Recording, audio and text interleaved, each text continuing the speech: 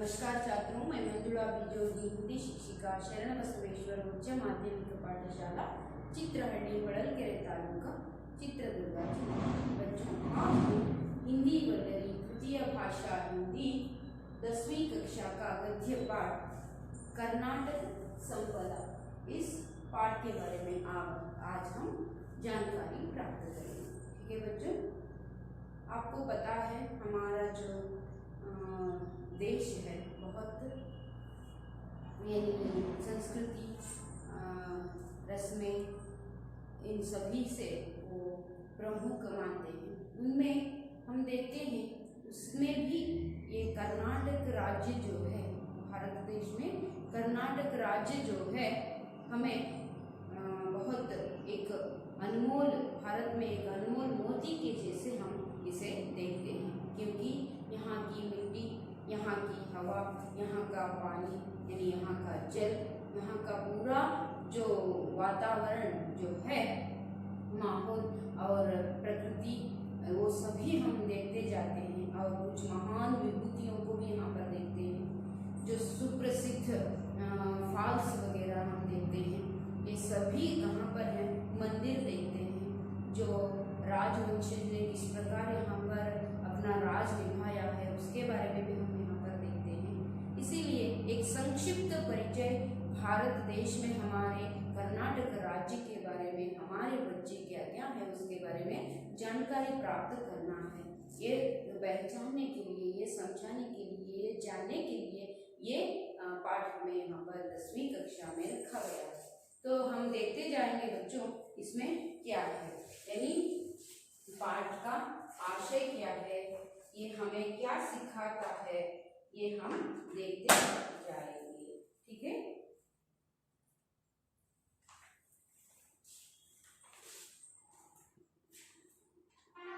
यहाँ पर देखिए पाठ का आशय मैं पहले आपको समझाती हूँ। जननी जन्मभूमिश्च स्वर्गादपि गरीयसी, जननी जन्मभूमिश्च स्वर्गादपि गरीयसी, यानी प्रत्येक व्यक्ति का अपनी जन्मभूमि से अनुराग और उस पर अभिमान करना सहज है। हम देखिए हमारा घर है तो नन्न मने ಅಂತ ಹೇಳ್ತೀವಿ, ಹೌದಾ? ನನ್ನ ಜನರು, ನನ್ನ ಮನೆಯವರು, ಅಥವಾ ನಾವು ಹೊರಗಡೆ ಬಂದ ತಕ್ಷಣನೇ ನಮ್ಮೂರು, ನಮ್ಮೂರಿನ ಜನರು ಅಂತ ಹೇಳ್ತೀವಿ. ಹಾಗೆ ಹೊರಗಡೆ ಬಂದ ತಕ್ಷಣನೇ ನಮ್ಮ ತಾಲೂಕು, ನಮ್ಮ ತಾಲೂಕಿನವರು, ಹಾಗೇನೆ ನಾವು ಹೋಗ್ತಾ ಹೋದ್ರೆ ನಮ್ಮ ಜಿಲ್ಲೆ, ನಮ್ಮ ಜಿಲ್ಲೆಯವರು, ಹಾಗೇನೆ ನಾವು ಮುಂದೆ ಹೋಗ್ತಾ ಏನ್ ಮಾಡ್ತೀವಿ, ನಮ್ಮ ರಾಜ್ಯ, ನಮ್ಮ ರಾಜ್ಯದವರು ಅನ್ನುವಂಥ ಹೆಮ್ಮೆಗೆ ನಾವು ಇದು ಮಾಡ್ತೀವಿ, ಹೌದು ತಾನೆ? ಹಾಗೇನೆ ಇಲ್ಲಿ ನಾವು ಅದನ್ನೇ ನಾವು ನೋಡ್ತೀವಿ, ಸಂಸ್ಕೃತದ ಒಂದು ಶ್ಲೋಕ ವಾಣಿ ಹೇಳುತ್ತೆ, ಮಾತು ಹೇಳುತ್ತೆ, जननी जन्मभूमिश्च स्वर्गादपि गरीयसी, प्रत्येक व्यक्ति का अपनी जन्मभूमि से अनुराग और उस पर अभिमान करना सहज है। अनुराग यानी प्यार और अभिमान यानी गौरव। ಪ್ರತಿಯೊಬ್ಬರಿಗೂ ಸಹ ತನ್ನ ಜನ್ಮಭೂಮಿ, ತನ್ನ ಜನನಿ, ತನ್ನ ತಾಯಿ, ತನ್ನ ಜನ್ಮಭೂಮಿ ಅಂತ ಹೇಳಿದ್ರೆ ಒಂದು ಗೌರವ, ಹೆಮ್ಮೆ, ಅಭಿಮಾನ, ಪ್ರೀತಿ ಇರೋದು ಸಹಜ ಅಲ್ವಾ ಅಂತ ವಾಕ್ಯ ಹೇಳುತ್ತೆ। ಹಾಗೇನೆ कर्नाटक हमारी जन्मभूमि है, तो हमारी जन्मभूमि कौन सी है? कर्नाटक है। यहाँ की प्राकृतिक सुषमा, साहित्यिक वैभव और ज्ञान विज्ञान क्षेत्र की प्रगति अपार है। ಇಲ್ಲಿ ಕೇವಲ ಪ್ರಕೃತಿ ಸೌಂದರ್ಯವನ್ನಷ್ಟೇ ಸವಿಯೋದಿಲ್ಲ, ನಾವು ಬದಲಾಗಿ ಸಾಹಿತ್ಯಿಕ ವೈಭವವನ್ನು ಸಹ ನಾವು ನೋಡ್ತೀವಿ. ಸಾಹಿತ್ಯದಲ್ಲೂ ಸಹ ಅದ್ಭುತವಾದ ಸಾಹಿತ್ಯವನ್ನು ನಾವು ಕರ್ನಾಟಕದ ಕನ್ನಡ ಸಾಹಿತ್ಯದಲ್ಲಿ, ಕನ್ನಡ ಸಾಹಿತ್ಯಕಾರರಲ್ಲಿ ನಾವು ಕಾಣ್ತೀವಿ. ಅಷ್ಟೇ ಅಲ್ಲ, ಜ್ಞಾನ ವಿಜ್ಞಾನ ಕ್ಷೇತ್ರಕ್ಕೆ ಪ್ರಗತಿ, ಜ್ಞಾನದ ವಿಜ್ಞಾನದ ಪ್ರಗತಿಯಲ್ಲೂ ಸಹ ನಾವು ಏನು ಮಾಡಿದ್ವಿ, ಅಪಾರವಾದಂತಹ ಒಂದು ಪ್ರಗತಿಯನ್ನ पढ़े। देश विदेश के लोग यहाँ की तकनीकी के विकास की मुक्त कंठ से प्रशंसा करते हैं। केवल देश अಷ್ಟೇ ಅಲ್ಲ, हमारा देश ही नहीं बल्कि जो विदेश के लोग भी हमारे यहाँ की जो तकनीकी ತಂತ್ರಜ್ಞಾನದ ಕ್ಷೇತ್ರವನ್ನ ತಮ್ಮ ಮುಕ್ತ ಕಂಠದಿಂದ, ಅಂದ್ರೆ ಯಾವುದೇ ಅಡೆತಡೆ ಇಲ್ಲದೆ ಹೌದು ಇವರು ಮಾಡ್ತಾರೆ ಅನ್ನುವಂತಹ ರೀತಿಯಲ್ಲಿ ನಮ್ಮನ್ನ ಹಾಡಿ ಹೊಗಳ್ತಾರೆ, ನಮ್ಮ ಬಗ್ಗೆ ಹೆಮ್ಮೆಯಿಂದ ಹೇಳ್ಕೊಳ್ತಾರೆ। केवल यहाँ पर देश के लोग ही नहीं बल्कि विदेश के लोग भी ये यहाँ की तकनीकी को वो मुक्त कंठ से कह देते हैं और मानते हैं। इस संदर्भ में प्रस्तुत पाठ अत्यंत प्रासंगिक एवं सार्थक है। ಈ ತರಹದ ಒಂದು ಸಂದರ್ಭ ನಾವು ನೋಡಿದಾಗ ಹೌದು ನಮ್ಮ ಭಾರತ ದೇಶದಲ್ಲಿ ಕರ್ನಾಟಕ ಈ ತರ ಇದೆ ಅಂತ ಹೇಳ್ಕೊಂಡಾಗ ನಮ್ಮ ಮಕ್ಕಳು ಇದನ್ನ ತಿಳ್ಕೋಬೇಕು ಅನ್ನೋದು ನಮಗೂ ಹೌದು ಹೆಮ್ಮೆ ಅಂತ ಅನಿಸುತ್ತೆ ಅಲ್ವಾ। ಹಾಗಾದ್ರೆ ನಾವು ಇದ್ರ ಬಗ್ಗೆ ನೋಡ್ತಾ ಹೋಗೋಣ। ये संकलित पाठ है। इस पाठ के बारे में संक्षिप्त जानकारी होने पर भी हमें पता चलता है कि भारत देश में हमारा जो राज्य कर्नाटक इस प्रकार इतना ನೋಡಿ ಹಿತ್ತಲ ಗಿಡ ಮದ್ದಲ್ಲ ಅಂತ ಹೇಳ್ತೀವಿ ನಾವು ಅಲ್ವಾ। ನಮಗೆ ನಮ್ಮಲ್ಲಿರುವಂತಹ ಕೆಲವೊಂದು ಒಳ್ಳೆಯ ಪ್ರಗತಿ ಆಗಿರ್ಬೋದು, ಒಂದು ತಂತ್ರಜ್ಞಾನ ಆಗಿರ್ಬೋದು, ಯಾವುದೇ ಒಂದು ಕ್ಷೇತ್ರದಲ್ಲಾದರೂ ಅಷ್ಟು ನಮಗೆ ಅದರ ಬಗ್ಗೆ ಅರಿವಿರೋದಿಲ್ಲ। ಆದರೆ ಅದೇ ಬೇರೆ ಕಡೆಯಿಂದ ಬಂದಂತಹ ಜನ ಇದನ್ನ ನೋಡಿದಾಗ ಅದನ್ನ ಇನ್ನೂ ಹೆಚ್ಚಿನದಾದ ರೀತಿಯಲ್ಲಿ ಗುರುತಿಸಿ ಅದನ್ನ ಹಾಡಿ ಹೊಗಳುತ್ತಾರೆ। ಹಾಗಾಗಿ ಈ ನಮ್ಮ ಭಾರತ ದೇಶದ ಒಂದು ಭಾಗವಾದ ನಮ್ಮ ರಾಜ್ಯ ಕರ್ನಾಟಕ ಯಾವ ರೀತಿ ನಮ್ಮ ಭೂಪಟದಲ್ಲಿ ಮಿನುಗ್ತಾ ಇದೆ ಅನ್ನೋದನ್ನ ನಾವು ಇಂದಿನ ಪಾಠದಲ್ಲಿ ನೋಡ್ತಾ ಹೋಗೋಣ। यहाँ पर कुछ शब्दार्थ दिए गए हैं, उनको मैं दोहराती हूँ। ये पाठ पढ़ाते समय लिखने के लिए कोशिश करती हूँ। आबादी का अर्थ होता है, यहाँ पर एक शब्द आता है जनसंख्या है। क्या है? आबादी।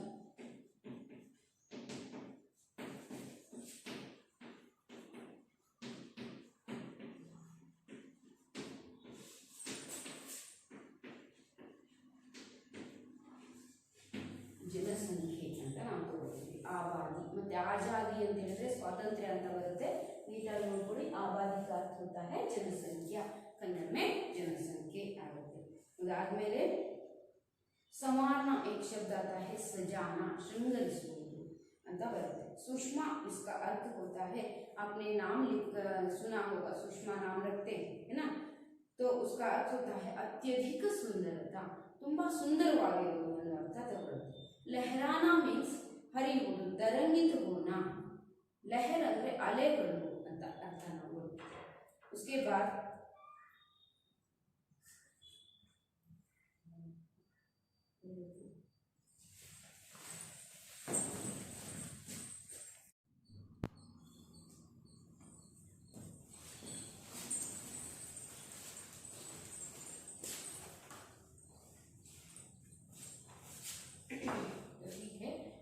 शुरू करेंगे गद्य भाग। उसमें प्रस्तुत निबंध द्वारा छात्र कर्नाटक के अतीत वैभव, वर्तमान प्रौद्योगिकी विकास तथा प्रकृति संपदा के साथ साथ इस राज्य के महान व्यक्तियों की साधना का परिचय प्राप्त करते हैं।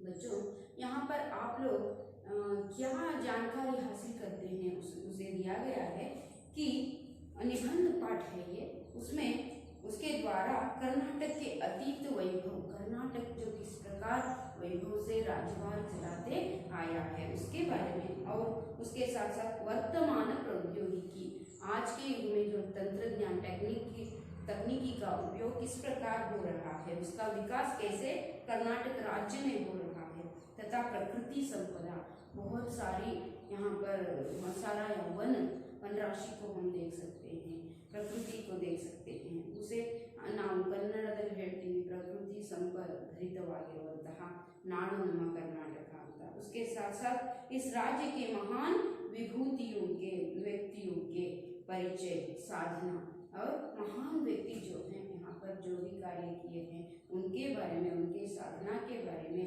ಏನೇನು ಸಾಧಿಸಿದ್ದಾರೆ ಅನ್ನೋದರ ಬಗ್ಗೆ ನಾವು ಸಂಕ್ಷಿಪ್ತ ಪರಿಚಯವನ್ನು ಇಲ್ಲಿ ಪಡ್ಕೊಳ್ತೀವಿ। तो शुरू करेंगे निबंध को। कर्नाटक राज्य भारत देश का प्रगतिशील राज्य है। यहाँ की आबादी लगभग 6 करोड़ से ऊपर है। प्रकृति माता ने कर्नाटक राज्य को अपने हाथों से संवारकर सुंदर और समृद्ध बनाया है। कर्नाटक की प्राकृतिक सुषमा नयन मनोहर। पश्चिम में विशाल अरबी समुद्र लहराता है। इसी प्रांत में दक्षिण से उत्तर के छोर तक फैली लंबी पर्वतमालाओं को पश्चिमी घाट कहते हैं। इन्हीं घाटों का कुछ भाग सह्याद्री कहलाता है। दक्षिण में नीलगिरी की पर्वतावलियां शोभायमान है। दक्षिण में ನೀಲಗಿರಿ की पर्वतावलियां ಶೋಭಾಯಮಾನ है ಅಂತ ನಾವು ಏನಿದೆಪ್ಪ ಅಂತ ಹೇಳಿದ್ರೆ ಸಂಕ್ಷಿಪ್ತ ಪರಿಚಯವನ್ನ ಈ ಫಸ್ಟ್ ಇಂಟ್ರೊಡಕ್ಷನ್ ನಲ್ಲಿ ನಾವು ನೋಡ್ತೀವಿ. ಏನಿದೆಪ್ಪ ಅಂತ ಹೇಳಿದ್ರೆ कर्नाटक राज्य भारत देश का प्रगतिशील राज्य है. ಇದರಲ್ಲಿ ಡೌಟೇ ಇಲ್ಲ, ಕರ್ನಾಟಕ ಭಾರತ ದೇಶದಲ್ಲಿ ಒಂದು ಪ್ರಗತಿಶೀಲ ರಾಜ್ಯ ಅಂತ ಹೇಳಬಹುದು. ಯಾಕೆ ಅಂತ ನಾವು ನೋಡ್ತಾ ಹೋಗ್ಬೋದು. यहाँ की आबादी लगभग 6 करोड़ से ऊपर है. ಅಂದ್ರೆ ಸರಿಸುಮಾರು 6 ಕೋಟಿಗೂ ಮೇಲೆ ಇಲ್ಲಿಯ ಜನಸಂಖ್ಯೆ ಇದೆ. प्रकृति माता कर्नाटक राज्य को अपने हाथों से संवार कर सुंदर और समृद्ध बनाया है. ಹೇಗಿದೆ ಇಲ್ಲಿಯ ಪ್ರಕೃತಿ ಸೌಂದರ್ಯ ಅಂತ ಹೇಳಿದ್ರೆ ಬೇಕು ಅಂತಾನೆ ಸಮಯವನ್ನ ತೆಗೆದುಕೊಂಡು ಈ ಕರ್ನಾಟಕ ರಾಜ್ಯವನ್ನ ಶೃಂಗರಿಸಿದಳೆ ಈ ಪ್ರಕೃತಿ ಮಾತೆ ಅನ್ನುವ ರೀತಿಯಲ್ಲಿ ಇಲ್ಲಿಯ ಪ್ರಕೃತಿ ಸಂಪತ್ತು ವನರಾಶಿಯನ್ನ ನಾವು ಕಾಣ್ತೀವಿ. ನೀವು ನೋಡೇ ಇದ್ದೀರಾ ಅಲ್ವಾ? ಈಗ ಬೇರೆ ಕಡೆಯಿಂದ ಬಂದಂತಹ ಜನರು ಅದನ್ನ ನೋಡಿದ್ರೆ, ಪ್ರವಾಸಿಗರು ನೋಡಿ ಅದನ್ನ ಆಶ್ಚರ್ಯವನ್ನ ವ್ಯಕ್ತಪಡಿಸಿ, ಖುಷಿಯನ್ನ ವ್ಯಕ್ತಪಡಿಸಿ ಬೇರೆ ಬೇರೆ ಕಡೆ ಹೋದಾಗ ಅದನ್ನ ಹಾಡಿ ಹೊಗಳುತ್ತಾರೆ. ಯಾವ ರೀತಿ ಇದೆ ಈ ಪ್ರಕೃತಿ ಸಂಪತ್ತು ಅಂತ.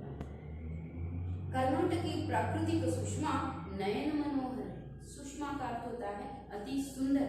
ये प्रकृति की सुंदरता कितनी अच्छी है.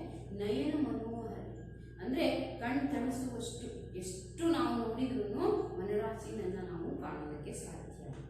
ಪಶ್ಚಿಮ ವಿಶಾಲ ಅರಬ್ಬಿ ಸಮುದ್ರ. ಪಶ್ಚಿಮದಲ್ಲಿ ವಿಶಾಲವಾದಂತ ಅರಬ್ಬಿ ಸಮುದ್ರ ನೀವು ನೋಡಿದ್ದೀರ. ಅರಬ್ಬಿ ಸಮುದ್ರವನ್ನು ಅಲ್ವಾ, ಸಮುದ್ರ ಲಹರಾತಾ है.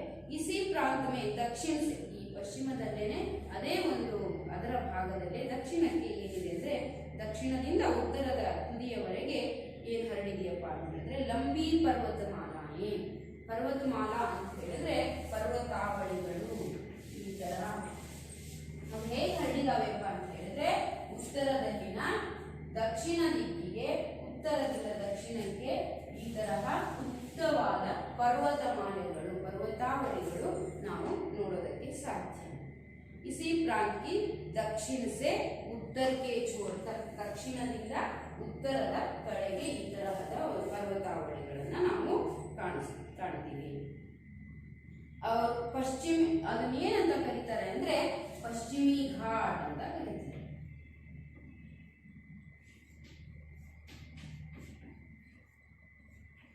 ಪಶ್ಚಿಮ ಘಟ್ಟಗಳು ಅಂತ ನೀವು ಸೋಷಿಯಲ್ ಅಲ್ಲಿ ಓದಿದ್ದೀರ, ನಿಮಗೆ ಗೊತ್ತಿದೆ. ಹಾಗಾಗಿ ನಾನು ಜಾಸ್ತಿ ಅದನ್ನ ವಿವರಣೆ ಕೊಡೋದಕ್ಕೆ ಹೋಗೋದು. ಈ ತರ ಪರ್ವತಾವಳಿಗಳನ್ನ ನೀವು ನೋಡ್ತೀವಿ, ಹೌದಾ? ಆಮೇಲೆ इसी प्रांत दक्षिण से उत्तर के छोर तक फैली लंबी पर्वतमालाओं को पश्चिमी घाट कहते हैं. ಪಶ್ಚಿಮ ಘಟ್ಟಗಳು ಅಂತ ಕರೀತಾರೆ. इन्हीं घाटों का कुछ भाग, ಇದೇ ಘಟ್ಟಗಳ ಅರ್ಧ ಭಾಗವನ್ನ, ಸ್ವಲ್ಪ ಭಾಗವನ್ನ ನಾವೇನಂತ ಕರಿತೀವಿ ಅಂದ್ರೆ कुछ भाग सह्याद्री कहलाता है. ನಾವು ನೋಡ್ತೀವಿ ಶಿವಮೊಗ್ಗದ ಸೈಡ್ ನಾವು ನೋಡ್ಬೇಕಂದ್ರೆ ಆ ಕಡೆಯ ಪರ್ವತಗಳನ್ನ ಸಹ್ಯಾದ್ರಿಯ ಪರ್ವತಗಳು ಅಂತ ನಾವು ಕರೀತೀವಿ, कहलाता है. दक्षिण में नीलगिरी की पर्वतावलियां शोभायमान है. ದಕ್ಷಿಣದಲ್ಲಿರುವಂತದ್ದು ನೀಲಗಿರಿ ಪರ್ವತಗಳು. ಇದು ಪಶ್ಚಿಮ ಘಟ್ಟಗಳು, ಹೌದಾ? ಇದನ್ನ ಸಹ್ಯಾದ್ರಿ ಅಂತ ಕೂಡ ಕರೀತಾರೆ. ಅದ್ರಿ ಅಂದ್ರೆ ಏನು ಅಲ್ಲ, ಬೆಟ್ಟ, ಪರ್ವತ ಅಂತ ಅರ್ಥ. ಹಾಗಾಗಿ ನಾವು ಇದನ್ನ ನೆನ್ಪಿಟ್ಕೊಳ್ಳಿ. ನೀಲಗಿರಿ ಅಂತ ಯಾವ್ದು ಕರೀತಾರೆ, ಪಶ್ಚಿಮ ಘಟ್ಟಗಳು ಅಂತ ಯಾವ್ದು ಕರೀತಾರೆ, ಅದರ ಅರ್ಧ ಭಾಗವನ್ನು ಏನಂತ ಕರೀತಾರೆ ಅಂತೆಲ್ಲ ನೀವು ನೀಟಾಗಿ ನೆನ್ಪಿಟ್ಕೊಳ್ಳಿ. ಪರ್ವತಾವಲಿಯ ಶೋಭಾಯಮಾನ है. ಸೌಂದರ್ಯವನ್ನ ತಂದುಕೊಳ್ಳುತ್ತೆ, ಅಷ್ಟು ಚೆನ್ನಾಗಿ ನೋಡೋದಕ್ಕೆ ಆ ಸೌಂದರ್ಯ ಅಲ್ಲಿ ಸಿಗುತ್ತೆ. ಕರ್ನಾಟಕ ಮೇ ಕನ್ನಡ ಭಾಷಾ ಬೋಲಿ ಜಾತಿ. ಈಗ ನಾವು ಪ್ರಕೃತಿ ಬಗ್ಗೆ ನೋಡ್ಕೊಂಡು ಬಂದ್ವಿ, ಜೊತೆಗೆ ಕರ್ನಾಟಕದಲ್ಲಿ ಯಾವ ಭಾಷೆ ಮಾತನಾಡಲ್ಪಡುತ್ತೆ ಅಂತ ನಿಮಗೆಲ್ಲರಿಗೂ ಕಾಮನ್ ಆಗಿ ಗೊತ್ತೇ ಇದೆ. कौन सी भाषा बोली जाती है? कन्नड़ भाषा बोली जाती है. कहाँ पर? कर्नाटक में. कर्नाटक में कन्नड़ भाषा बोली जाती है. कन्नड़ भाषे मातनाडल्पडुत्तदे. और इसकी राजधानी बेंगलुरु है. कर्नाटकದ ರಾಜಧಾನಿ ಯಾವುದು ಅಂದ್ರೆ ನಿಮಗೆ ಗೊತ್ತೇ ಇದೆ, बेंगलुरु. कर्नाटकದ राजधानी बेंगलुरु. यहाँ देश विदेश के लोग आकर बस गए हैं. ನಾವು ನೋಡ್ತೀವಿ ಎಷ್ಟು ಜನದಟ್ಟಣೆಯಿಂದ ಕೂಡಿದೆ ನಮ್ಮ ಬೆಂಗಳೂರು ಮಹಾನಗರ ಅಂತ ನಾವು ಹೇಳ್ತೀವಲ್ಲ, ಯಾವ ರೀತಿಯ ಜನರಿದ್ದಾರೆ ಅಂತ ನೀವು ಹೋಗಿ ನೋಡಿ ಬಂದರೆ ಅಥವಾ ಸ್ವಲ್ಪ ವರ್ಷಗಳ ಕಾಲ ಉಳಿದ್ರೆ ನಿಮಗೆ ಎಲ್ಲ ಮಾಹಿತಿ ಕೂಡ ಸಿಗುತ್ತೆ. बेंगलुरु शिक्षा का ही नहीं बल्कि बड़े बड़े उद्योग धंधों का भी केंद्र है. ಕೇವಲ ಶಿಕ್ಷಣ ಅಷ್ಟೇ ಅಲ್ಲ, ಅಲ್ಲಿ ಉದ್ಯೋಗ ಕೆಲಸಕ್ಕೂ ಕೂಡ ತುಂಬ ನಾವು ಎಲ್ಲಿ ನೀವು ಯಾವ ಕರ್ನಾಟಕದ ಯಾವ ಮೂಲೆಯ ಹಳ್ಳಿಯಲ್ಲಿ ಹೋಗಿ ಕೇಳಿದ್ರು ಒಬ್ಬರಿಲ್ಲ ಒಬ್ಬರು ಬೆಂಗಳೂರಿನಲ್ಲಿ ಉದ್ಯೋಗದಲ್ಲಿ ಇದ್ದೇ ಇರ್ತಾರೆ. ಸಣ್ಣದಾಗಿರ್ಬೋದು ಅಥವಾ ದೊಡ್ಡ ಮಟ್ಟದ ಉದ್ಯೋಗ ಆಗಿರ್ಬೋದು. ಲೇಕಿನ್ ಸಭಿ गांवों से गए लोग वहां पर बस गए हैं.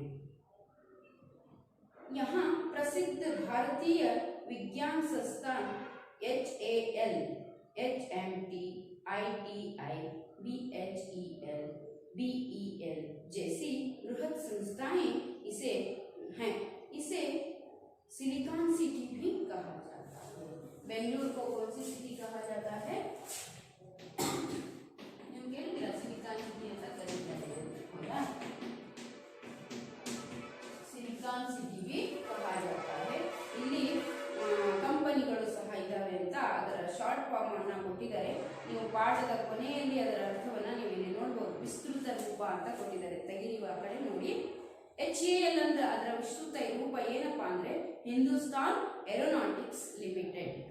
ಬರ್ಕೊಳ್ಳಿ. HAL ಅಂದ್ರೆ ಹಿಂದೂಸ್ತಾನ್ ಏರೋನಾಟಿಕ್ ಲಿಮಿಟೆಡ್. HMT ಅಂದ್ರೆ ಹಿಂದೂಸ್ತಾನ್ ಮಷೀನ್ ಟೂಲ್ಸ್ ಅಂತ ಅರ್ಥ. ITI ಅಂತ ಹೇಳಿದ್ರೆ ಇಂಡಿಯನ್ ಟೆಲಿಫೋನ್ ಇಂಡಸ್ಟ್ರೀಸ್. ಭಾರತದ ಟೆಲಿಫೋನಿನ ಇಂಡಸ್ಟ್ರಿಗಳು ಸಹ ಇದಾವೆ ಅಂತ ಅರ್ಥ. ಸಂಸ್ಥೆಗಳು, ಕಾರ್ಖಾನೆಗಳು. उसके बाद BEL. BEL ಅಂದ್ರೆ Bharat electronics limited. Bharat electronic limited. उसके बाद BHEL ಅಂದ್ರೆ Bharat heavy electronic limited. BEL ಅಂದ್ರೆ ಭಾರತ್ ಎಲೆಕ್ಟ್ರಾನಿಕ್ ಲಿಮಿಟೆಡ್. ಆದರೆ BHEL ಅಂತ ಹೇಳಿದ್ರೆ ಭಾರತ್ ಹೆವಿ ಎಲೆಕ್ಟ್ರಾನಿಕ್ ಲಿಮಿಟೆಡ್ ಅಂತ ಹೇಳಿ ಈ ತರಹದ ಸಂಸ್ಥೆಗಳನ್ನ ಅಥವಾ ಕಾರ್ಖಾನೆಗಳನ್ನ ಇಂಡಸ್ಟ್ರಿಗಳನ್ನ ನಾವು ಇಲ್ಲಿ ನೋಡ್ತೀವಿ. ಅದಕ್ಕೆ ಇದನ್ನ ಏನಂತ ಕರೀತಾರೆ? ಸಿಲಿಕಾನ್ ಸಿಟಿ ಅಂತ ಸಹ ಕರೀತಾರೆ. ಹಾಗೆಯೇ ನಾವು ಮುಂದೆ ನೋಡ್ತಾ ಹೋಗೋದಾದ್ರೆ sir CV Raman, sir M Visvesvaraya, doctor CNR Rao, doctor Shakuntala Devi जैसे दिग्गजों ने वैज्ञानिक तथा प्रौद्योगिकी के क्षेत्र में नारायण मूर्ति ने अपनी महत्तर उपलब्धियों से कर्नाटक को विश्व पटल पर अंकित किया है. ಏನಪ್ಪಾ ಅಂತ ಹೇಳಿದ್ರೆ ನಾವು ವ್ಯಕ್ತಿಗಳ ಬಗ್ಗೆ ನೋಡೋದಾದ್ರೆ ಸರ್ CV ರಾಮನ್, ಹೌದಾ? ನೀವು ಕೇಳಿದ್ದೀರ ಸರ್ CV ರಾಮನ್ ವಿಜ್ಞಾನಿ ಬಗ್ಗೆ. उसके साथ साथ सर M ವಿಶ್ವೇಶ್ವರಯ್ಯನವರ ಬಗ್ಗೆನೂ ಸಹ ನೀವು ತಿಳಿದಿದ್ದೀರ. ಡಾಕ್ಟರ್ CNR ರಾವ್ ಇವ್ರ ಬಗ್ಗೆನೂ ನೀವು ಕೇಳಿದ್ದೀರ. ಜೊತೆಗೆ ಡಾಕ್ಟರ್ ಶಕುಂತಲಾ ದೇವಿ ಜೈಸೆ ದಿಗ್ಗಜೋं ने ವೈಜ್ಞಾನಿಕ ತಥಾ ವಿಜ್ಞಾನ ಮತ್ತು ಪ್ರೌದ್ಯೋಗಿಕಿ ಅಂದ್ರೆ ತಂತ್ರಜ್ಞಾನಗಳ क्षेत्र में नारायण मूर्ति ने अपनी महत्तर उपलब्धियों में ನೀವು ನೋಡ್ತೀರಾ ಇನ್ಫೋಸಿಸ್ ಅಂತ ಕರೀತೀವಿ. ಇದರ ಮುಖ್ಯಸ್ಥರು ಯಾರು? ನಾರಾಯಣ ಮೂರ್ತಿ. ಅವ್ರ ಬಗ್ಗೆ ನಾವು ತಿಳ್ಕೊಳ್ತೀವಿ.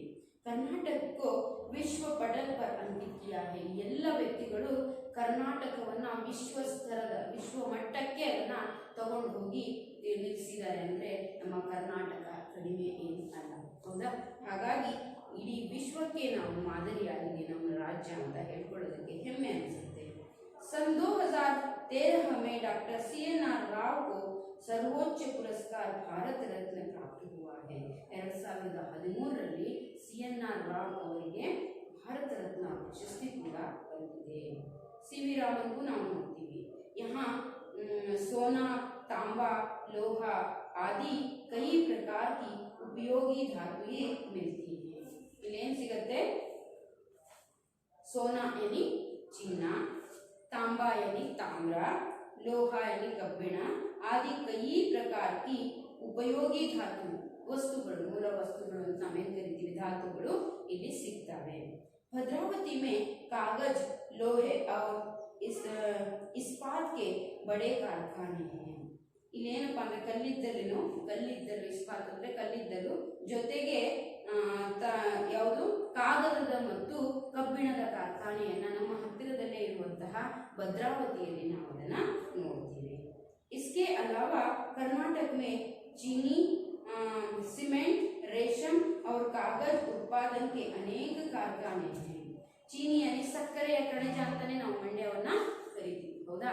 ಸಕ್ಕರೆಯನ್ನ ಉತ್ಪಾದನೆ ಮಾಡ್ತಾರೆ, ಜೊತೆಗೆ ಸಿಮೆಂಟ್ ಅನ್ನ ತಯಾರು ಮಾಡ್ತಾರೆ. ರೇಷಮ್ yani ರೇಷ್ಮೆಯನ್ನ ಬೆಳೀತಾರೆ, ಅದನ್ನ ರೇಷ್ಮೆ ತೆಗಿತಾರೆ, ದಾರವನ್ನ ತೆಗಿತಾರೆ. ಜೊತೆಗೆ ಕಾಗಜ್ ಪೇಪರ್ ಕಾಗದದ ಕಾರ್ಖಾನೆ, ದಾಂಡೇಲಿಯಲ್ಲಿ ನಾವು ನೋಡ್ತೀವಿ ಕಾಗದದ ಕಾರ್ಖಾನೆಯನ್ನ. ಈ ತರಹದ ಉತ್ಪಾದನೆಯನ್ನ ನಾವು ಇಲ್ಲಿ ನೋಡ್ತೀವಿ. ಎಲ್ಲಿ? ಕರ್ನಾಟಕದಲ್ಲಿ. कर्नाटक में चंदन के पेड़ विपुल मात्रा में है. ಇಷ್ಟೇ ಅಲ್ಲ, ಕರ್ನಾಟಕದಲ್ಲಿ ನಾವೀಗ ವ್ಯಕ್ತಿಗಳ ಬಗ್ಗೆ ನೋಡಿ ಬಂದ್ವಿ, उसके साथ साथ ಪ್ರಕೃತಿ ಸೌಂದರ್ಯ ಹೇಗಿದೆ ಅಂತ ನೋಡಿದ್ವಿ. ಬೆಂಗಳೂರು ರಾಜಧಾನಿಯಾಗಿದೆ ಮತ್ತು ಕನ್ನಡ ಭಾಷೆ ಮಾತನಾಡಲ್ಪಡುತ್ತದೆ. ಜೊತೆಗೆ ಉದ್ಯೋಗದ ಶಿಕ್ಷಣದ ಜೊತೆಗೆ ಉದ್ಯೋಗವನ್ನು ಕೊಡುವಂತಹ ಕೇಂದ್ರ ಅಂದ್ವಿ. ಅಲ್ಲಿ ಕೆಲಸ ಮಾಡುವಂತಹ ಪ್ರಮುಖರ ಬಗ್ಗೆ ಮಾತನಾಡಿದ್ವಿ. ಅವರು ಎಷ್ಟು ವಿಶ್ವ ಮಟ್ಟದ ಬಗ್ಗೆ ವರೆಗೆ ನಮ್ಮ ರಾಜ್ಯವನ್ನು ತಗೊಂಡು ಹೋಗಿದ್ದಾರೆ ಅಂತ. उसके साथ साथ ಯಾವ್ಯಾವ ಕಾರ್ಖಾನೆಗಳು, ಯಾವ್ಯಾವ ಧಾತುಗಳು, ಮೂಲ ವಸ್ತುಗಳು ಇಲ್ಲಿ ಸಿಗ್ತವೆ ಅನ್ನೋದ್ರ ಬಗ್ಗೆ ನಾವು ತಿಳ್ಕೊಂಡ್ವಿ. ಈಗ ನೋಡೋಣ ಮಕ್ಕಳೇ, ನಮ್ಮ ಕರ್ನಾಟಕ ಇನ್ನೂ ಒಂದಕ್ಕೆ ಪ್ರಸಿದ್ಧಿಯನ್ನ ಪಡೆದಿದೆ. ಯಾಕೆ ಹೇಳಿ? ನಾವೇನು ಹೇಳ್ತೀವಿ, ಗಂಧದ ಗುಡಿ ಅಂತ ಕರಿತೀವಿ. ಅದನ್ನ ನಮ್ಮ ಕರ್ನಾಟಕವನ್ನ ಶ್ರೀಗಂಧದ ಗುಡಿ, ಚಂದದ ಗುಡಿ ಅಂತ ನಾವು ಅದನ್ನ ಕರಿತೀವಿ. ಹಾಗಾಗಿ ಯಾಕೆ ಕರಿತೀವಿ ಅಂದ್ರೆ, ಇಲ್ಲಿ ಚಂದನ್ಗೆ ಪೇड़ ವಿಪುಲ ಮಾತ್ರ ಮಿಲ್ತೆ हैं. ಚಂದನ್ का अर्थ होता है ಶ್ರೀಗಂಧ. ಚಂದನದ ಅಂದ್ರೆ ಗೊಂಬೆ ಅಂತ ನಾವು ಫಿಲಮ್ ಎಲ್ಲ ನೋಡಿದ್ವಿ ಅಲ್ವಾ, ಶ್ರೀಗಂಧದ ಗೊಂಬೆ ಅಂತ. ಚಂದನ್ का अर्थ होता है ಶ್ರೀಗಂಧ. ಶ್ರೀಗಂಧದ ನಾಡು ಅಂತ ಯಾಕೆ ಕರೀತಾರೆ ಅಂತ ಹೇಳಿದ್ರೆ, यहाँ पर ವಿಪುಲ ಮಾತ್ರ में यहाँ मिलते हैं, चंदन के पेड़ हैं. ಶ್ರೀಗಂಧದ ಮರಗಳು ಹೇರಳ, ವಿಪುಲ ಅಂತ ಹೇಳಿದ್ರೆ ಹೇರಳವಾಗಿ ಇಲ್ಲಿ ಸಿಗೋದ್ರಿಂದ ಇದನ್ನ ಚಂದನ್ ಕಾ ಆಗಾರ್ ಅಂದ್ರೆ ಆಗಾರಿಯಲ್ಲಿ ಆಲಯ ಮನೆ ಅಂತ ಕರಿತೀವಿ. ಎಂತರ ಮನೆ?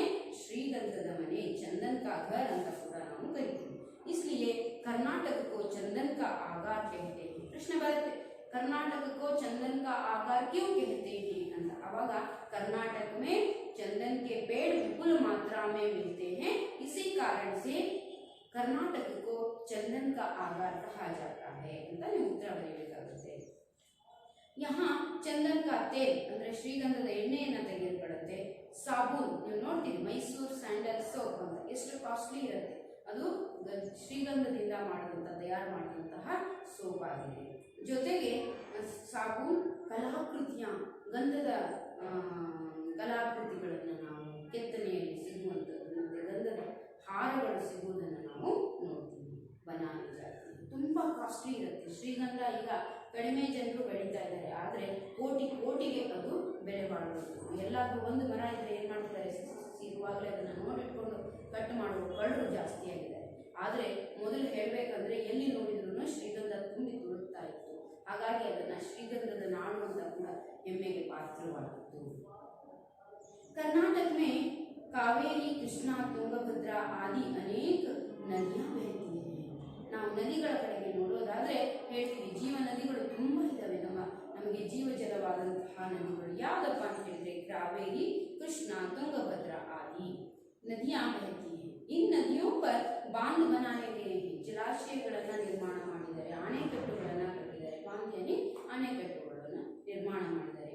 इनसे हजारों एकड़ जमीन सिंची जाती है. ಈ ರೀತಿ ಅಣೆಕಟ್ಟುಗಳನ್ನು ಕಟ್ಟಿ ನೀರನ್ನ ನಿಲ್ಲಿಸಿ ಜಲಾಶಯದಲ್ಲಿ ನೀರಿನಿಂದ ಏನು ಮಾಡ್ತಾ ಇದ್ದಾರೆ, ಸಾವಿರಾರು ಎಕರೆಯಷ್ಟು ಜಮೀನು ನೀರು ಸಿಂಪಡಣೆ ಮಾಡಲಾಗುತ್ತೆ, ನೀರನ್ನ सरबराज ಮಾಡಲಾಗುತ್ತೆ. इसके अलावा इन नदियों के जलाशयों की सहायता से ऊर्जा उत्पादन केंद्र भी स्थापित किए गए हैं. ऊर्जा का अर्थ होता है विद्युत. ನೆನಪಿಟ್ಕೊಳ್ಳಿ, ऊर्जा ಇದರ ಅರ್ಥ ನೀವು 9th ಅಲ್ಲಿ ಓದಿ ಬಂದಿದ್ದೀರಾ, ಪಾಠ ಬಂದಿದೆ ನೀವು, ಹೌದಾ, ವಿದ್ಯುತ್ ಬಗ್ಗೆ. ಸೊ ಸೌರ ವಿದ್ಯುತ್ ಅಂತ ಹೇಳಿ, ಸೌರಯು ऊर्जा ಅಂತ ಪಾಠ ಕೇಳಿದೆ. ऊर्जा का अर्थ होता है विद्युत ಇಲ್ಲಿ ಅಂತ. ಹಾಗಾಗಿ ऊर्जा उत्पादन केंद्र भी स्थापित किए हैं. ಇಲ್ಲಿ ಜಲಾಶಯಗಳನ್ನ ಕಟ್ಟಿ ನೀರನ್ನು ನಿಲ್ಲಿಸಿ ಏನು ಮಾಡಿದ್ದಾರೆ, ವಿದ್ಯುತ್ ಅನ್ನು ಕೂಡ ತಯಾರು ಮಾಡಲಾಗುತ್ತೆ, ನಾವು ನೋಡ್ತೀವಿ. ಹಾಗಾಗಿ ಜೊತೆಗೆ ಜೋಗ್, ಅಬ್ಬಿ, ಗೋಕಾಕ್, ಶ್ರೀಮನ ಸಮುದ್ರ ಆದಿ ಜಲಪ್ರಪಾತ ಮನಮೋಹಕ. ನಮಗೆಲ್ಲ ಗೊತ್ತು ಜೋಗ ಜಲಪಾತ ನೋಡಿದ್ದೀವಿ, ಅಬ್ಬಿ ಜಲಪಾತವನ್ನು ನೋಡಿದ್ದೀವಿ, ಹಾಗೆಯೇ ಮಾಗೋಡ್ ಫಾಲ್ಸ್ ಅನ್ನ ನೋಡಿದ್ದೀವಿ, ಶಿವನ ಸಮುದ್ರ ಜಲಪಾತವನ್ನ ನೋಡಿದ್ದೀವಿ, ಗೋಕಾಕ್ ಫಾಲ್ಸ್ ಅನ್ನ ನೋಡಿದ್ದೀವಿ. ಯಾವ್ಯಾವ ಶೇಪಲ್ಲಿ ಅವು ಧುಮುಕ್ತವೆ ನೀರನ್ನು ನಿಮ್ಮ ಕಣ್ಣು ಮುಂದೆ ಬರ್ತಾ ಇರ್ಬೋದು ಅಲ್ವಾ ಮಕ್ಕಳೇ, ನೋಡಿರ್ತೀವಿ. ಇದು ಸಹ ನಮ್ಮ ಕರ್ನಾಟಕದ ಹೆಮ್ಮೆನೆ ಅಂತ ನಾವು ಹೇಳ್ಕೋಬಹುದು. ಹಾಗಾದ್ರೆ ನದಿಗಳಿಂದ, ವನರಾಶಿಯಿಂದ, ಮಣ್ಣಿನಿಂದ, ಲೋಹಗಳಿಂದ, ಸಾಹಿತಿಗಳಿಂದ, ಹೌದಾ, ಕಾರ್ಖಾನೆಗಳಿಂದ, ಉದ್ಯೋಗದಿಂದ ಎಲ್ಲ ರೀತಿಯಲ್ಲೂ ಸಹ ಸಂಪದ್ಭರಿತವಾದ ನಾಡು ಅಂತ ನಾವು ತಿಳ್ಕೊಳ್ಳೋದ್ರಲ್ಲಿ ತಪ್ಪೇ ಇಲ್ಲ. उसके साथ साथ कर्नाटक राज्य की ಶಿಲ್ಪಕಲಾ ಅನೋಖಿ ಇದೆ. ಕರ್ನಾಟಕ ರಾಜ್ಯದಲ್ಲಿ ಶಿಲ್ಪಕಲೆಯು ಸಹ ತುಂಬಾ ಮನಮೋಹಕವಾಗಿದೆ. ನಾವು ಅದನ್ನು ಸಹ ಇಲ್ಲಿ ನೋಡ್ತೀವಿ. ಹೇಗೆಪ್ಪ ಅಂತ ಹೇಳಿದ್ರೆ ಇಲ್ಲಿ ನಾವು ಬಾದಾಮಿ, ಐಹೊಳೆ, ಪಟ್ಟದಕಲ್ಲು ಮೇ ಮಂದಿರ है. ಇದನ್ನು ನೀಟಾಗಿ ನೀವು ಗಮನ ಹರಿಸಿ ನೋಡ್ಕೋಬೇಕು. ಇತಿಹಾಸದಲ್ಲೂ ಸಹ ನೋಡಿರ್ತೀರಾ, ಆದರೂ ಸಹ ಹಿಂದಿಯಲ್ಲಿ ನೀವು ಇದರಲ್ಲಿ ಒಂದು ಪ್ರಶ್ನೆ ಗ್ಯಾರಂಟಿ ಕಂಪಲ್ಸರಿ ಬಂದೇ ಬರುತ್ತೆ. ನಿಮಗೆ ಸಾಹಿತ್ಯಕಾರರ ಬಗ್ಗೆ ಆಗಿರ್ಬೋದು, ಅಥವಾ ವನರಾಶಿಯ ಬಗ್ಗೆ ಆಗಿರ್ಬೋದು, ಅಥವಾ ಈ ಎಲ್ಲ ಕಾರ್ಖಾನೆಗಳ, ಇಂಡಸ್ಟ್ರಿಗಳ ವಿಸ್ತೃತ ರೂಪ ಆಗಿರ್ಬೋದು, ಜೊತೆಗೆ ಈ ರಾಜಮನೆತನಗಳ ಪ್ರಕೃತಿ ಸೌಂದರ್ಯ, ಶಿಲಾಕೃತಿಗಳ ಬಗ್ಗೆ ಆಗಿರ್ಬೋದು, ಶಿಲ್ಪಕಲೆ ಬಗ್ಗೆ ಆಗಿರ್ಬೋದು, ನಿಮಗೆ ಪ್ರಶ್ನೆ ಬಂದೇ ಬರುತ್ತೆ. ಹಾಗಾಗಿ ಗಮನ ಹರಿಸಿ ನೀವು ಈ ಕಡೆ ಕೇಳಬೇಕಾಗುತ್ತೆ. ಏನಪ್ಪ ಅಂತ ಹೇಳಿದ್ರೆ, ನಿಮ್ಗೆ ತಿಳಿದಿದ್ದನ್ನೇ ನಿಮ್ಮ ರೀತಿಯಲ್ಲಿ ಅದನ್ನು ವಿವರಿಸಿ ನಿಮ್ಮ ವಾಕ್ಯದಲ್ಲಿ ಹಿಂದಿಯಲ್ಲಿ ಉತ್ತರವನ್ನು ಬರಿಬೇಕಾಗುತ್ತೆ. ಹೇಗೆ ಅಂತ ಹೇಳಿದ್ರೆ, ಕರ್ನಾಟಕ ರಾಜ್ಯಕ್ಕೆ ಈ ಶಿಲ್ಪಕಲಾ ಅನೋಖಿ ಇದೆ. ತುಂಬಾ ಅತ್ಯಮೂಲ್ಯವಾದದ್ದು ಕರ್ನಾಟಕದ ಶಿಲ್ಪಕಲೆ. ಎಲ್ಲೆಲ್ಲಿದೆಯಪ್ಪ? ಬಾದಾಮಿ, ಐಹೊಳೆ, ಪಟ್ಟದಕಲ್ಲು, जो मंदिर हैं उनकी ಶಿಲ್ಪಕಲಾ और ವಾಸ್ತುಕಲಾ ಅದ್ಭುತ है. ನೀವು ನೋಡಿದಿರ, ನಾವು ಶೈಕ್ಷಣಿಕ ಪ್ರವಾಸಕ್ಕೆ ಕರ್ಕೊಂಡು ಹೋಗಿದ್ದೀವಿ, ನೀವು ಸಹ ನೋಡಿದ್ರ. ಇಲ್ಲಿ ಬಾದಾಮಿ, ಐಹೊಳೆ, ಪಟ್ಟದಕಲ್ಲುಗಳಲ್ಲಿ ಶಿಲ್ಪಗಳು ಮಾತಾಡ್ತಿದೆಯೇನೋ, ಜೀವ ಇದೆಯೇನೋ ಅನ್ನೋ ರೀತಿಯಲ್ಲಿ ಕೆತ್ತನೆಗಳನ್ನು, ಶಿಲಾಕೃತಿಗಳನ್ನು ಕೆತ್ತಲಾಗಿದೆ. बेलूर, हलेबीडु, सोमनाथपुर के मंदिरों में पत्थर की जो मूर्तियां हैं वो सजीव लगती हैं. ಈ ಮಣ್ಣಿನ ಅಲ್ಲ, ಕಲ್ಲಿನ ಮೂರ್ತಿಗಳು ಜೀವ ಇದೆಯೇನೋ ಅನ್ನೋ ರೀತಿಯಲ್ಲಿ ನಮಗೆ ಭಾಸವಾಗುತ್ತೆ. ये सुंदर मूर्तियां हमें रामायण, महाभारत, पुराणों की कहानियां सुनाती हैं. ಇಷ್ಟೇ ಅಲ್ಲ, ಈ ಮೂರ್ತಿಗಳು ನಮಗೆ ರಾಮಾಯಣದ, ಮಹಾಭಾರತದ ಕಥೆ, ಪುರಾಣಗಳ ಕಥೆಗಳನ್ನು ತಿಳಿಸುತ್ತೆ. श्रवणबेळगोಳ में 57 फुट ऊंची गोमटेश्वर की एकशिला प्रतिमा है. 57 ಅಡಿ ಎತ್ತರದ ಗೊಮ್ಮಟೇಶ್ವರ ಮೂರ್ತಿ ನಾವು ಶ್ರವಣಬೆಳಗೊಳದಲ್ಲಿ ಕಾಣ್ತೀವಿ. ಅದು ಏಕಶಿಲೆ, ಒಂದೇ ಕಲ್ಲಿನಿಂದ ಕೆತ್ತಲ್ಪಟ್ಟಂತ 57 ಅಡಿ ಎತ್ತರದ ಮೂರ್ತಿಯನ್ನು ಎಲ್ಲಿ ಕಾಣ್ತೀವಪ್ಪ ಅಂದ್ರೆ ನಮ್ಮ ಕರ್ನಾಟಕದ ಶ್ರವಣಬೆಳಗೊಳದಲ್ಲಿ ನಾವು ಕಾಣ್ತೀವಿ. ಜೈನರ ಒಂದು ಪ್ರತೀಕ ಆ ಒಂದು ಮೂರ್ತಿಯಾಗಿದೆ. जो दुनिया के को त्याग और शांति का संदेश दे देती है. ಅದು ಜಗತ್ತಿಗೆ ಶಾಂತಿ ಮತ್ತು ತ್ಯಾಗದ ಸಂದೇಶವನ್ನು ಕೊಡುತ್ತೆ. विजयपुरा के गोल गुंबज की हिस्पेरिंग गैलरी वास्तुकला का अद्वितीय दृष्टांत है. ಅಷ್ಟೇ ಅಲ್ಲ, ಹಿಸ್ಪರಿಂಗ್ ಗ್ಯಾಲರಿಯನ್ನು ನಾವು ನೋಡ್ತೀವಿ ಎಲ್ಲಿ? ವಿಜಯಪುರದಲ್ಲಿ. ಅದು ಸಹ ತುಂಬಾ ಅದ್ವಿತೀಯವಾಗಿದೆ. ಮೈಸೂರು का राजमहल कर्नाटक के वैभव का प्रतीक है. ಅಷ್ಟೇ ಅಲ್ಲ, ನಾವು ದಸರಾದಲ್ಲಿ ನೋಡ್ತೀವಿ, ಅಥವಾ ಶೈಕ್ಷಣಿಕ ಪ್ರವಾಸಕ್ಕೆ ಹೋದಾಗ, ನಮ್ಮ ಫ್ಯಾಮಿಲಿ ಟೂರ್ ಹೋದಾಗ ಎಲ್ಲ ನಾವು ನೋಡಿ ಬಂದಿದ್ದೀವಿ. ಮೈಸೂರಿನ ಅರಮನೆ ಎಷ್ಟು ಅದ್ಭುತವಾಗಿದೆ ಅನ್ನೋದನ್ನು ವರ್ಣಿಸಲಿಕ್ಕೆ ಸಾಧ್ಯ ಇಲ್ಲ. ಹಾಗಾಗಿ ಅದು ಸಹ ನಾವು ನೋಡ್ತೀವಿ. ವೈಭವ ಪ್ರತೀಕ. ಪ್ರಾಚೀನ ಸೈಂಟ್ ಫಿಲೋಮಿನಾ ಚರ್ಚ್, ಅಲ್ಲೇ ಸಹ ಒಂದು ಚರ್ಚನ್ನು ನಾವು ನೋಡ್ತೀವಿ, ಫಿಲೋಮಿನಾ ಚರ್ಚ್. ಅದು ಸಹ ಜಗನ್ಮೋಹನ್ ರಾಜಮಹಲ್ ಆರ್ಟ್ ಗ್ಯಾಲರಿ ಅಂತ ನಾವು ಅದನ್ನು ಕರಿತೀವಿ. ये पुरातत्व वास्तु संग्रहालय अत्यंत आकर्षणीय है.